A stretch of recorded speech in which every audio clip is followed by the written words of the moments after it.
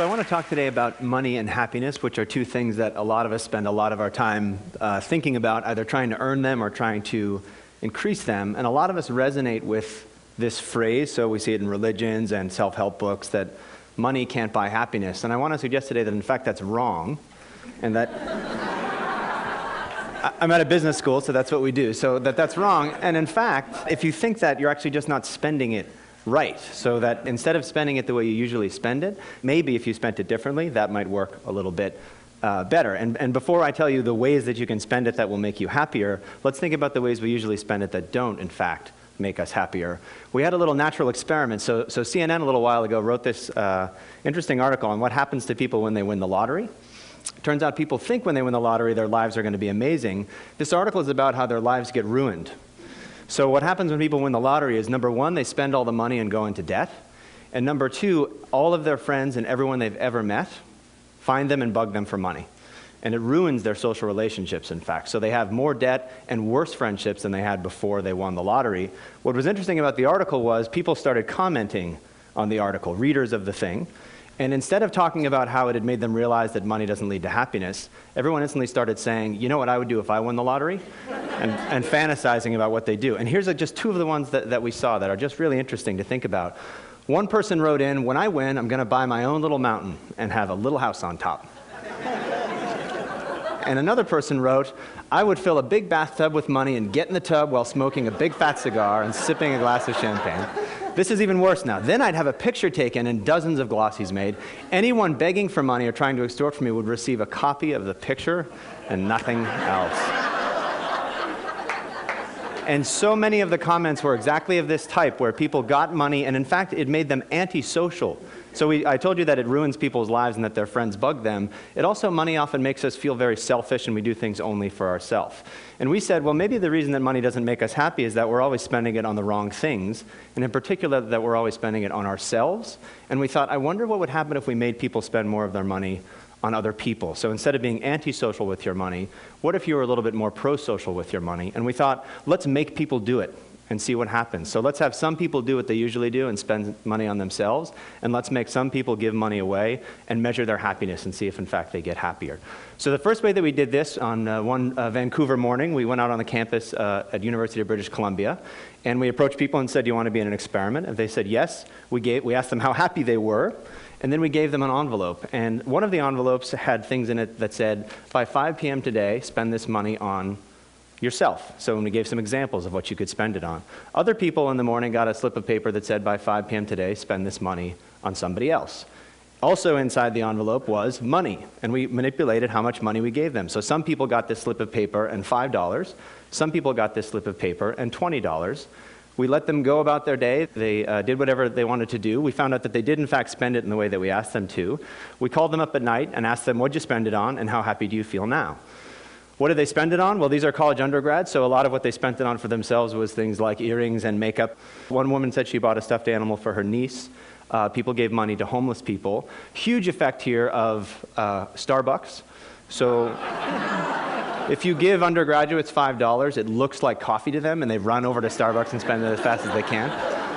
But some people bought a coffee for themselves the way they usually would, but other people said that they bought a coffee for somebody else. So the very same purchase, just targeted toward yourself or targeted toward somebody else. What did we find when we called them back at the end of the day? People who spent money on other people got happier. People who spent money on themselves, nothing happened. It didn't make them less happy, it just didn't do much for them.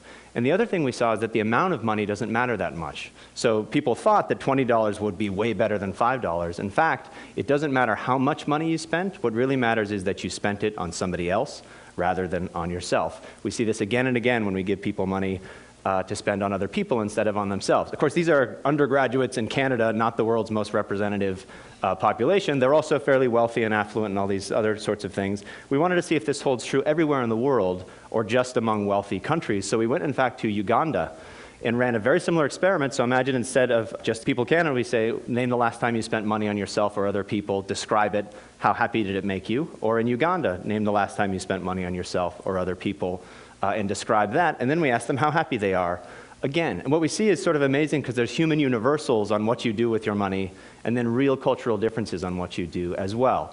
So for example, one guy from Uganda says this, He says, I called a girl I wish to love. We basically went out on a date, and he says at the end that he didn't achieve her up till now. Here's a guy from Canada, very similar thing. I took my girlfriend out for dinner, we went to a movie, we left early, and then went back to her room for only cake, just cake only. Human universal, so you spend money on other people, you're being nice to them, maybe you have something in mind, maybe not, but then we see extraordinary differences. So look at these two. This is a woman from Canada. We say, name a time you spent money on somebody else. She says, I bought a present for my mom. I drove to the mall in my car, bought a present, gave it to my mom. Perfectly nice thing to do. It's good to get gifts for people that you know. Compare that to this woman from Uganda. I was walking and met a longtime friend whose son was sick with malaria. They had no money. They went to a clinic. And I gave her this money. This isn't $10,000, it's the local currency. So it's a very small amount of money, in fact, but enormously different motivations here. This is a real medical need, literally a life-saving donation. Above, it's just kind of, bought a gift for my mother. What we see again, though, is that the specific way that you spend on other people isn't nearly as important as the fact that you spend on other people in order to make yourself happy, which is really quite important. So you don't have to do amazing things with your money to make yourself happy. You can do small, trivial things and yet still get these benefits from doing this. These are only 2 countries. We also wanted to go even broader and look at every country in the world, if we could, to see what the relationship is between money and happiness. We got data from the Gallup organization, which you know from all the political polls that have been happening lately. They asked people, did you donate money to charity recently? And they asked them, how happy are you with your life in general?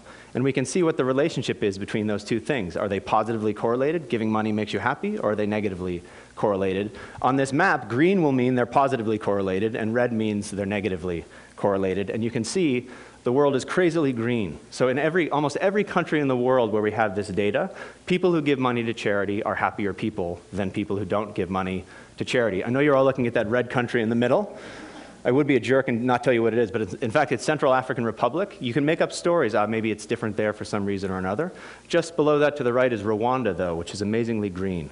So almost everywhere we look, we see that giving money away makes you happier than keeping it for yourself. What about your work life, which is where we spend all the rest of our time when we're not with the people we know? We decided to infiltrate some companies and do a very similar thing. So these are sales teams in Belgium. They work in teams. They go out and sell basically to doctors and try to get them to buy drugs. So we can look to see how well they sell things as a function of being a member of a team. Some teams, we give people on the team some money for themselves and say, spend it however you want on yourself, just like we did with the undergrads in Canada. But other teams, we say, here's €15. Spend it on one of your teammates this week. Buy them something as a gift or a present and give it to them. And then we can see, now we've got teams that spend on themselves, and we've got these pro-social teams who we give money to make the team a little bit better. The reason I have a ridiculous piñata there is one of the teams pulled their money and bought a piñata, and they all got around and smashed the piñata, and all the candy fell out and things like that. A very silly, trivial thing to do, but think of the difference on a team that didn't do that at all, that got €15, put it in their pocket, maybe bought themselves a coffee, or teams that had this pro-social experience where they all bonded together to buy something and do a group activity. What we see is that, in fact, the teams that are pro-social sell more stuff than the teams that only got money for themselves. And one way to think about it is, for every €15 you give people for themselves, they put it in their pocket, they don't do anything different than they did before, you don't get any money from that. You actually lose money because it doesn't motivate them to perform any better. But when you give them €15 to spend on their teammates, they do so much better on their teams that you actually get a huge win on investing this kind of money. And I realize that you're probably thinking to yourselves, this is all fine, but there's a context that's incredibly important for public policy, and I can't imagine it would work there. And if he doesn't show me that it works here, I don't believe anything he said. And I know that what you're all thinking about are dodgeball teams. This was a huge criticism that we got, to say, if you can't show with dodgeball teams, this is all stupid. So we went out and found these dodgeball teams and infiltrated them, and we did the exact same thing as before. So some teams we give people on the team money, they spend it on themselves. Other teams we give them money to spend on their dodgeball teammates. The teams that spent money on themselves, they're just the same winning percentage as they were before. The teams that we give them money to spend on each other, they become different teams, and in fact, they dominate the league by the time they're done.